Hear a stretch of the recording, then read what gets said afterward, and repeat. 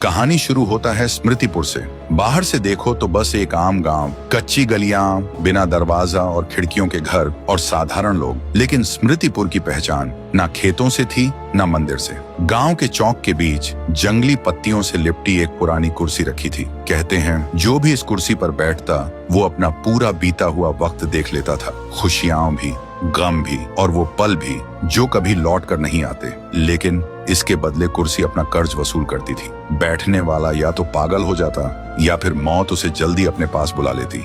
गांव वालों ने उसे मिटाने की बहुत कोशिश की, आग लगाई, लेकिन जब आग शांत हुआ तो कुर्सी को एक खरोंच तक नहीं आया। और गांव वाले जितनी भी बार कुर्सी को जंगल में फेंक कर आते, पर सुबह होते ही वो फिर से चौक के बीच खड़ी मिलती। इसलिए गांव वाले उस कुर्सी से इतना डरने लगे कि उसके पास से गुजरते वक्त कपकपाते हुए निकलते थे। गांव वाले बस एक ही बात कहते हैं, ये कुर्सी इंसान की नहीं, ये कुर्सी किसी और की है। उसी गांव में रहता था एक लड़का, राय स्टार। वो सबसे अलग दिखता था, ना शक्ल किसी इंसान जैसी थी, ना चलन गांव वालों जैसा। उसका कोई भी दोस्त नहीं था। गांव के बच्चे उसे चिढ़ाते थे, देखो देखो कौन आया, खरगोश आया, और फिर खिलखिलाकर हंसते रहते। और राय स्टार हर बार चुप हो जाता। उसकी आंखें भर जाती थी और उसके दिल में एक ही सवाल होता, मैं सबसे अलग क्यों हूँ। फिर एक दिन राय स्टार अपने दादाजी के पास जाता है और आंखों में आंसू लेकर कहता है, दादाजी मैं कौन हूँ, मैं सबसे अलग क्यों हूँ, मेरे माँ बाप कैसे दिखते थे, आपने कभी उनका जिक्र क्यों नहीं किया।